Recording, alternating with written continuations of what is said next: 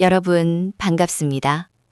오늘 이 시간에는 실패를 성장의 기회로 전환하는 신경과학이라는 주제로 여러분과 함께 흥미로운 탐험을 시작해 보고자 합니다. 많은 분들이 실패 앞에서 좌절하고 낙담하기 쉽지만 사실 우리의 뇌는 실패를 통해 더 단단하고 지혜롭게 진화할 수 있는 놀라운 잠재력을 가지고 있습니다. 이 그림에서 보시는 것처럼 뇌에서 새싹이 돋아나는 모습은 바로 우리가 실패를 경험한 후에도 충분히 다시 일어서고 더 크게 성장할 수 있다는 희망을 보여줍니다. 이번 강연에서는 실패의 본질적인 과학을 이해하고 이 지식을 바탕으로 우리 스스로를 더욱 성장시키는 구체적인 방법을 함께 찾아볼 것입니다. 그럼 실패를 통해 성공을 향해 나아가는 여정, 지금부터 함께 떠나볼까요? 자, 그렇다면 우리가 실패를 경험하는 바로 그 순간, 우리 뇌 속에서는 어떤 일들이 벌어질까요? 슬라이드에서 보시는 것처럼 실패라는 자극이 우리 뇌에 입력되는 순간 마치 신경화학적인 폭풍이 몰아치듯 급격한 변화가 일어납니다. 우선 쾌감과 동기부여에 중요한 역할을 하는 도파민 수치가 뚝 떨어지기 시작합니다. 마치 의욕의 불이 꺼지는 것처럼 말이죠. 그리고 동시에 스트레스 호르몬인 코르티솔 수치는 급격히 치솟습니다.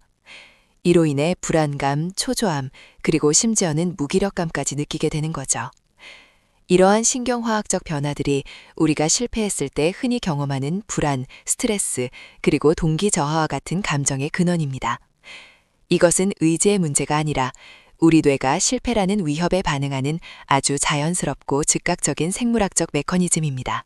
네, 방금 실패했을 때 우리 뇌가 어떻게 즉각적으로 반응하는지 살펴보았죠.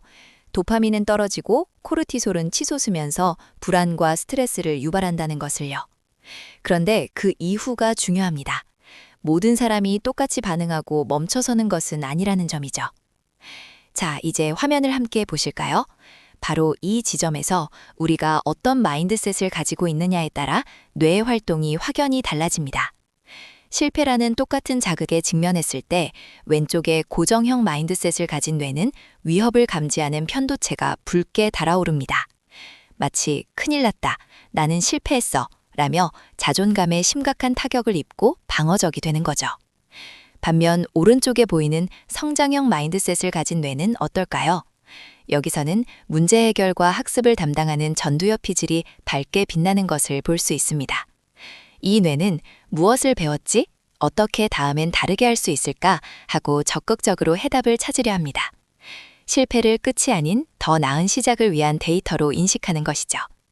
결국 실패를 받아들이는 우리의 내면적 틀이 뇌를 위축시키거나 반대로 더 성장하게 만드는 스위치 역할을 하는 겁니다. 자, 그럼 이제 실패가 단지 위협이나 좌절로 끝나는 것이 아니라 실제로 우리 뇌의 구조 자체를 어떻게 변화시키고 강화할 수 있는지 그 놀라운 비밀을 들여다볼까요? 슬라이드 제목처럼 우리 뇌에는 신경 가소성이라는 특별한 능력이 있습니다. 뇌가 끊임없이 스스로 변화하고 적응하는 능력을 의미하죠. 이 순서도를 보시면 1단계에서는 실패를 경험하기 전에 약한 신경 연결을 볼 수 있습니다. 하지만 실패라는 덕에 부딪혔을 때 우리가 단순히 포기하지 않고 왜 실패했는지 의식적으로 성찰하고 어떻게 개선할지 노력하는 그 순간 2단계처럼 뇌 안에서는 폭풍 같은 재편이 시작됩니다. 이러한 적극적인 노력과 성찰은 약했던 신경 경로를 단순히 다시 쓰는 것을 넘어 아예 새롭고 더 두껍고 효율적인 길로 재구성합니다. 3단계에서 보듯이 말이죠. 결국 실패는 뇌가 더욱 강력하고 지능적으로 진화하도록 돕는 강력한 촉매제 역할을 하는 셈입니다. 이전 슬라이드에서 실패 후의 성찰과 의식적인 노력이 새로운 신경 경로를 만든다고 말씀드렸죠.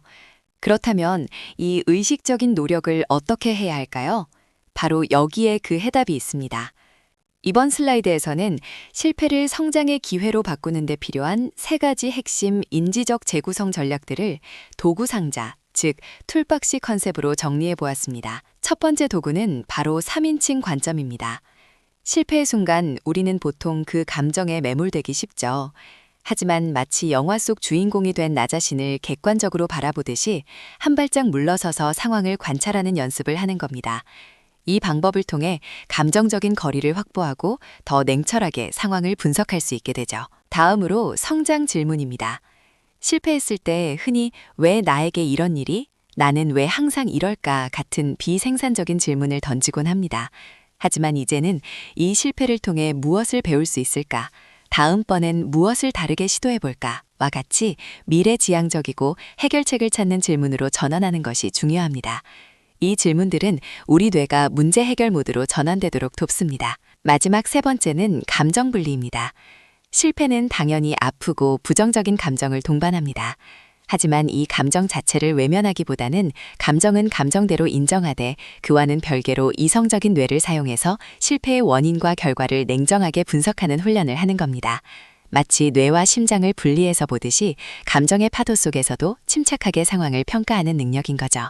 자, 그렇다면 우리가 방금 배운 인지적 재구성 전략들을 실제 상황에서 어떻게 적용할 수 있을까요? 이번 슬라이드에서는 그 실제 적용 사례를 통해 실패를 학습으로 전환하는 과정을 살펴보겠습니다. 여기 한 스타트업 CEO의 사례를 보시죠.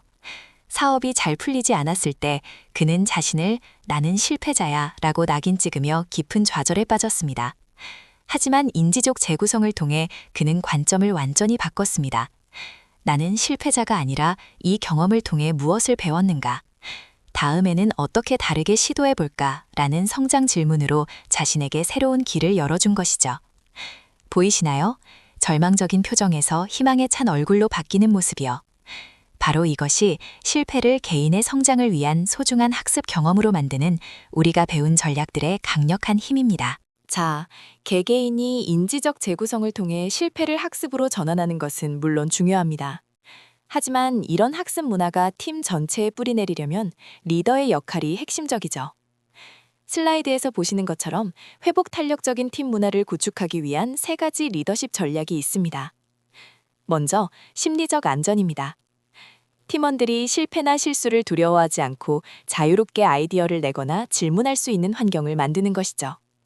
비난받을 걱정 없이 위험을 감수하고 도전할 수 있는 기반을 마련해주는 겁니다. 다음은 실패 후 브리핑입니다. 실패가 발생했을 때 감정적인 비난 대신 무엇이 잘못되었고 왜 그랬으며 다음엔 어떻게 다르게 할 것인가를 객관적으로 분석하고 학습하는 건설적인 논의 과정을 의미합니다. 마지막으로 리더의 취약성 공유입니다. 리더가 자신의 실수담과 거기서 얻은 교훈을 솔직하게 공유함으로써 팀원들에게 실수는 성장의 일부이며 배우는 것이 중요하다는 메시지를 전달하고 강한 신뢰와 유대감을 형성하는 것이죠. 이 3가지 요소가 서로 맞물려 팀은 어떤 어려움도 극복할 수 있는 진정한 회복 탄력성을 갖추게 될 겁니다. 우리가 지난 슬라이드에서 회복 탄력적인 팀 문화를 만드는 리더십의 중요성을 이야기했습니다. 그렇다면 이러한 문화 속에서 실패를 구체적으로 어떻게 성장의 기회로 삼아 지속적인 발전을 이룰 수 있을까요? 지금 보시는 것처럼 실험, 측정, 학습으로 이어지는 무한대 기호 모양의 순환 다이어그램이 바로 그 핵심입니다. 많은 분들이 실패를 이 루프의 단절, 즉 과정의 끝이라고 생각하기 쉽습니다. 하지만 신경과학적 관점에서 볼 때 실패는 오히려 학습 단계로 나아가기 위한 가장 필수적인 연결고리입니다. 우리의 뇌는 실패를 단순한 좌절이 아니라 앞으로 더 나은 결정을 내리기 위한 귀중한 데이터로 인식하고 처리합니다. 실패를 통해 얻은 정보가 다음 실험에 반영되고 다시 측정과 학습으로 이어지는 이 순환을 멈추지 않는 것이 중요합니다. 이 루프가 계속될수록 실패 데이터는 성공을 위한 단단한 지식으로 전환되는 것이죠.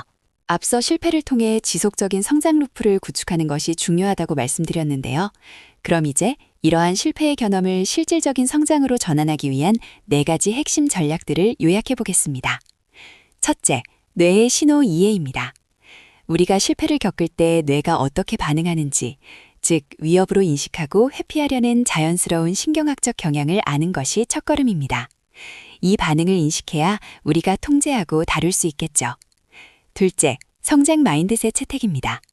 우리의 능력이 고정된 것이 아니라 얼마든지 노력에 의해 발전할 수 있다는 믿음, 즉 성장 마인드셋을 갖는 것입니다.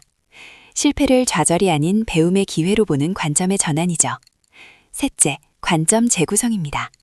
실패 자체를 바꿀 순 없지만 실패를 해석하는 우리의 관점은 바꿀 수 있습니다. 프리즘이 빛을 여러 색으로 나누듯 실패를 다양한 각도에서 분석하여 귀중한 데이터와 성공을 위한 피드백으로 재해석하는 훈련이 필요합니다. 마지막으로 성장 문화 구축입니다. 이것은 개인을 넘어 조직이나 팀의 차원입니다. 실패를 숨기거나 비난하기보다 투명하게 공유하고 함께 학습하며 심리적 안정감을 기반으로 새로운 시도를 장려하는 문화를 만드는 것이 무엇보다 중요합니다. 자, 지금까지 실패를 성장의 기회로 바꾸는 4가지 핵심 전략을 살펴보았습니다. 이제 이 모든 여정을 마무리하며 여러분 각자에게 던지고 싶은 질문이 있습니다. 화면에 보이듯이 당신의 실패는 어떤 성장의 씨앗입니까? 이 질문을 가슴에 품고 오늘 우리가 나눈 이야기들을 되새겨 보셨으면 합니다. 우리 뇌는 놀랍도록 적응력이 뛰어나서 우리가 어떤 관점을 택하느냐에 따라 실패는 정말 값진 학습 경험으로 바뀔 수 있습니다. 혹시 오늘 강연 내용이나 여러분의 경험에 비추어 궁금한 점이 있으시다면 지금 편하게 질문해 주시기 바랍니다. 함께 더 깊이 있는 대화를 나눠볼 수 있었으면 좋겠습니다. 결국 실패는 피할 수 없는 것이지만 그것을 통해 무엇을 배우고 어떻게 성장할지는 전적으로 우리의 선택에 달려 있다는 점을 다시 한번 강조하고 싶습니다. 오늘 함께 해주셔서 정말 감사합니다. 질문이나 추가적인 논의가 필요하시면 화면 하단의 연락처로 언제든지 편하게 연락 주십시오.